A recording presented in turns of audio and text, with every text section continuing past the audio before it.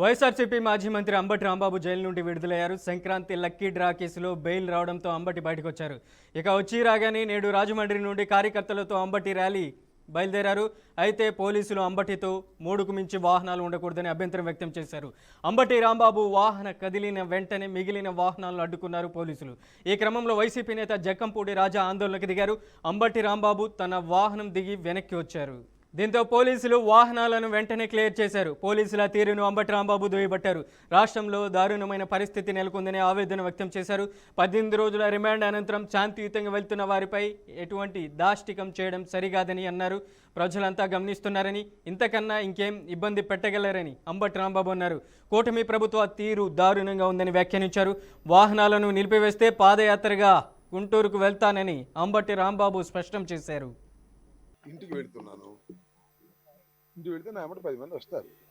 నేను పొలిటీషియన్. ఈ రాష్ట్రంలో మొన్నటి దాకా పరిపాలన చేసినటువంటి రాజకీయ పార్టీకి చెందిన వాడిని, మంత్రిగా చేసిన వాడిని. నన్ను అరెస్ట్ చేస్తే 10 మంది రారా? నేను అనాథనా? నాకు పార్టీ లేదా? వస్తే వాళ్ళు ఎవరిని వెళ్ళనివ్వంటే ఏంటి ఈ ఆంక్షలకి నాకు అర్థం కాలేదు. నేను ఏమైనా పిలిపించుకున్నాను వీళ్ళు డబ్బులు ఇచ్చి? వస్తారు అభిమానంగా, అయ్యో రాంబాబు గారు లోపల పెట్టారని వస్తారు. వస్తే వాళ్ళు ఎవరిని రానివ్వు, ఎవరిని మీతో ఫాలో అవ్వనివ్వంటే ఏంటిది? అరాచకం ఏంటి? ఈ దౌర్జన్యం ఏంటి? ప్రభుత్వం మీదని, పోలీసులు మీ చేతిలో ఉన్నారని లోకేష్ చంద్రబాబు ఈ రకంగా చేయడం ధర్మమేనా? ఆలోచించమని మనం చేస్తున్నాం. ఏమయ్యారు ఈ పోలీసులు? నా ఇల్లు పగలబెట్టినప్పుడు ఏమయ్యారు?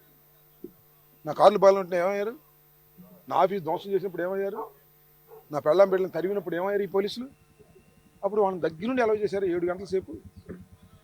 7 గంటల సేపు 5ంటికి వచ్చారు గోండాలు పోలీసులు. 12 తర్వాత వెళ్ళారు నా ఇంటిని ధ్వంసం చేసి. ఈ లోపల నన్ను అరెస్ట్ చేశారు. ఇంత ఘోరం ఎక్కడ జరిగిందా ప్రజాస్వామ్యంలో? ఇప్పుడు జరిగిందా? నేనేమన్నా అనామకున్నా? నేనేమన్నా రమ్మన్నానా? ఊరేగింపు చేయమన్నానా? ఎందుకు ఎవరు రెచ్చగొడతారు కార్యకర్తలని? మీరు రెచ్చగొట్టారు.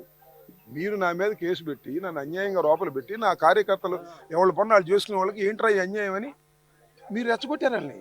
లోకేష్ రెచ్చగొట్టాడు, చంద్రబాబు రెచ్చగొట్టాడు, పోలీసులు రెచ్చగొట్టారు. ఏంటిది? ఇక్కడ నుంచి పాదయాత్ర చేస్తా గుంటూరు దాకా. నన్ను ఇలా ఎలవ్ చేస్తే వెళ్ళిపోతా, లేకపోతే నడుచుకుంటూ వెళ్తా. ఏముంది దానిలో? ముసలోడు నేను నడవగలను, నాకు ఆ శక్తి ఉంది, నడిచి వెళ్తా. వాళ్ళు ఎలవ్ చేస్తే వెళ్తా, లేదు నీ ఒక్కరు వెళ్ళాలి, ఎవరు వెళ్ళటానికి వెళ్ళేదంటే నడిచి వెళ్తా.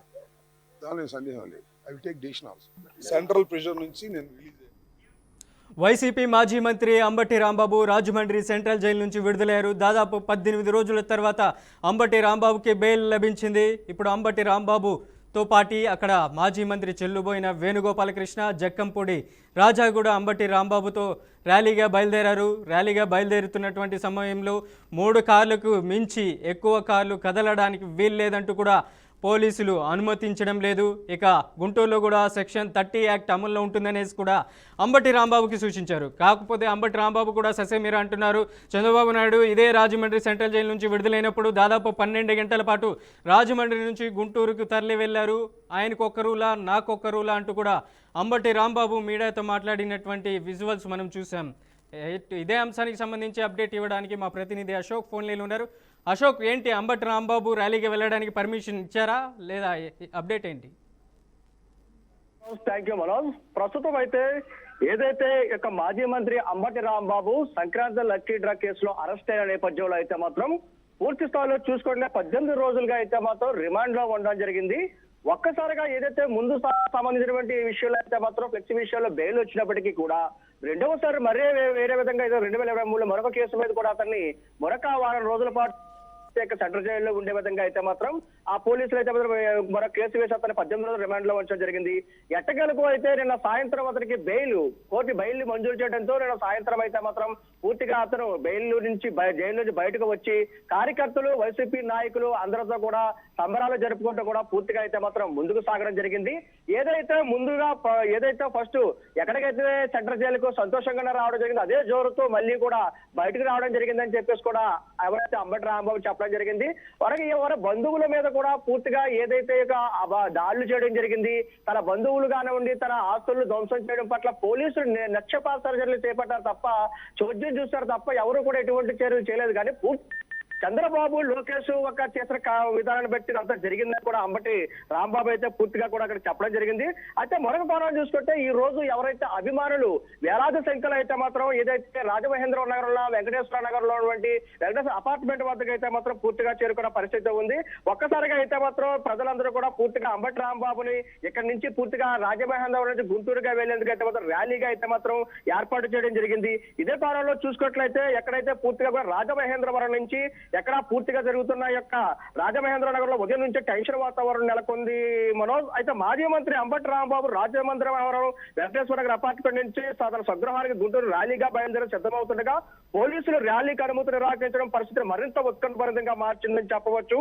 రాజమహేంద్రవరం నగర్ లో వెంకటేశ్వర నగర పరిసర ప్రాంతాలు అయితే మాత్రం పూర్తిగా పోలీసులు అధీనంలోకి వెళ్లాయి. భారీగా బందోబస్తు ఏర్పాటు చేసి ఎలాంటి అవాంఛనీయ సంఘటనలు జరగకుండా ముందస్తు చర్యలు చేపట్టడం, ర్యాలీకి ఎలాంటి అధికార అనుమతి లేదని కూడా శాంతి భద్రత పరీక్ష దృష్ట్యా ర్యాలీ నిర్వహణ అవకాశం లేదని కూడా పోలీసులు అయితే స్పష్టం చేశారు. మనం అయితే నగరంలో 30 యాక్ట్ అమల్లో ఉన్నందున పూర్తిగా కూడా ఎటువంటి ర్యాలీలకు కానీ ఎటువంటి జనసమూహానికి కానీ ఎటువంటి పర్మిషన్ లేవని చెప్పడం జరిగింది.